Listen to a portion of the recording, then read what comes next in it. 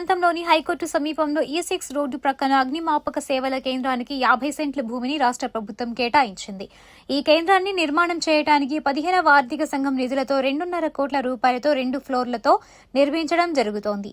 ఈ కేంద్రాన్ని శుక్రవారం ఆంధ్రప్రదేశ్ రాష్ట్ర విపత్తు స్పందన అగ్నిమాపక సేవలు భవనానికి అగ్నిమాపక fire service director of general P Venkataramana శిలాఫలకాన్ని ఆవిష్కరించి శంకుస్థాపన చేశారు. అనంతరం వివరాలను పి వెంకటరమణ సిటీ న్యూస్ కు తెలిపారు. ఇంకా ఈ కార్యక్రమంలో Guntur DFO Srinivas Reddy, CRDA DFO T Srinivasa Rao, ఏడీఎఫ్ఓలు కె కృష్ణారెడ్డి, ఎస్ వేణుగోపాలరావు, స్థానిక ఫైర్ ఆఫీసర్ వై వెంకటేశ్వర్లు తదితరులు పాల్గొన్నారు. అగ్నిమాపక శాఖ తరపున ధన్యవాదాలు.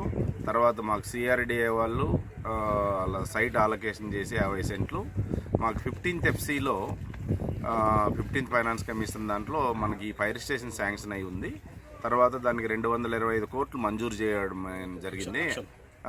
225 లక్షలు. సో అంటే 2.25 crores మనకు సెంట్రల్ గవర్నమెంట్ నుంచి మనకు ఫండ్ ఇవ్వడం జరిగింది.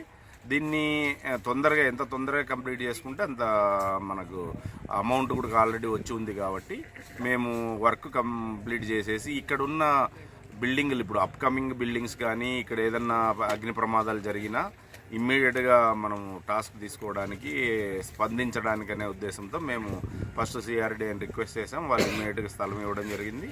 ఇప్పుడు మేము ఫైర్ స్టేషన్ బిల్డింగ్ భూమి పూజ చేయడం జరిగింది. ఇది ఎంత తొందరగా వీలైతే ఒక 6 నెలల్లోగా బిల్డింగ్ని కంప్లీట్ చేసుకొని ప్రజలకు అందుబాటులోకి తీసుకురావాలని. ఎందుకంటే ఇప్పుడు మనకు వెలగపూడిలో సెక్రటేరియట్ దగ్గర ఒక ఫైర్ స్టేషన్ ఉంది. ఇప్పుడు హైకోర్టులో మేము టెంపరీగా వెహికల్ పెట్టుకొని ఉంటున్నాం కానీ మాకంటూ ఒక షెల్టర్ లేదు. సో ఇక్కడ కట్టడం వల్ల ఈ పక్కన gazetted officer quarters, non gazetted officer quarters, ఈ పక్కన ఉన్న హైకోర్టు, ఇంకా మిగతా బిల్డింగ్లకు ప్రొటెక్షన్ ఉంటుంది.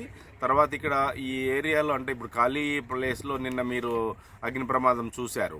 కేబుల్స్ అన్ని కాలిపోయి గడ్డి తగలబెట్టడం వల్ల జరిగిన ఇలాంటి అండర్వార్డ్ ఇన్సిడెంట్లు జరిగినప్పుడు ఎక్కడో మంగళగిరి నుంచి, గుంటూరు, విజయవాడ నుంచి వచ్చే బదులు ఇక్కడ దగ్గరలో మనకు అందుబాటులో ఉంటే ఇమ్మీడియట్గా ఎలాంటి ఎమర్జెన్సీనైనా ఎదుర్కోవడానికి అనుకూలంగా ఉంటుందనే ఉద్దేశంతో మేము బాగా కష్టపడి సిఆర్డీఏ వాళ్ళతో తిరిగి అందులో మా సిఆర్డీఏలో మా ఆఫీసర్ శ్రీనివాస్ గారు కానీ, గుంటూరు డిఎఫ్ఓ శ్రీనివాసరెడ్డి గారు కానీ, దీనిపైన మంగళగిరి ఎస్ఎఫ్ఓ అండ్ గుంటూరు ఏడిఎఫ్ఓ వీళ్ళంతా ఈ భూమి కోసం చాలా కృషి చేయడం జరిగింది. ఎందుకంటే అది ఫస్ట్ టైం అంటే ఇంకా గవర్నమెంట్ బిల్డింగ్లకు ఎలా ఇవ్వాలి, గవర్నమెంట్ ఆఫీసెస్ అన్ని ఇంటిగ్రేటెడ్ కాంప్లెక్స్లు వస్తున్నాయి కదా, మళ్ళీ ఫైర్ స్టేషన్లకు ఎలా ఇవ్వాలనే సందిగ్ధంలో ఉన్నప్పుడు మేము సిఆర్డీఏ కమిషనర్ను కన్నబాబు గారిని చేయడము, ముఖ్యమంత్రి గారు కూడా చాలాసార్లు ఇమ్మీడియట్గా మీరు వర్క్ స్టార్ట్ చేయండి, మీకు అలాట్ అయిన ల్యాండ్స్లో గవర్నమెంట్ బిల్డింగ్స్ అన్ని ముందు కావాలి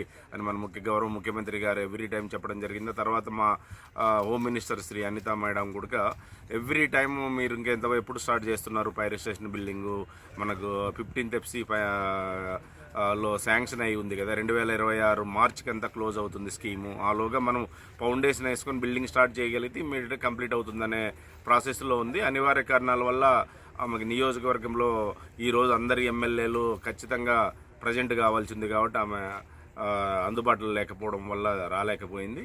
అయినా కూడా ఆమె మెసేజ్ పెట్టింది మార్నింగ్, మీరు వెళ్ళి శంకుస్థాపన చేసి బిల్డింగ్ను తొందరగా కంప్లీట్ చేయండి, మనం ఇనాగరేషన్ను గ్రాండ్గా చేద్దాము, సీఎం గారిని ఇన్వైట్ చేద్దాము, మన ఎక్విప్మెంట్ అంతా డిస్ప్లే చేద్దామని చెప్పడం జరిగింది.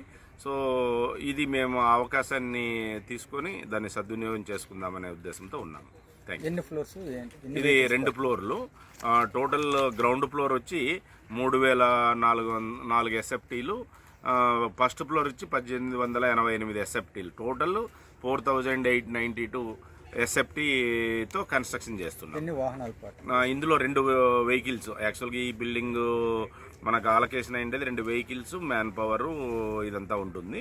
సో మ్యాన్ పవర్ కూడా రెగ్యులర్ ఫైర్ స్టేషన్కి 16 మంది ఉంటారు. అదేవిధంగా దీనికి కూడా శాంక్షన్ ఇంకా రాలేదు. ఆ శాంక్షన్ కూడా మేము ట్రై చేస్తున్నాం. ఆ శాంక్షన్ వచ్చేస్తే ఫుల్ ప్లెడ్జ్డ్గా ఫైర్ స్టేషన్ మనకి ఇక్కడ ఎస్టాబ్లిష్ అవుతుంది. ఎన్ని నెలలు కంప్లీట్? సో ఇది 6 నెలలని టార్గెట్ పెట్టుకున్నాము. మాకు ఇంజనీర్ గారు, గారు యాక్చువల్గా షెడ్యూల్ ఇచ్చినది 9 months.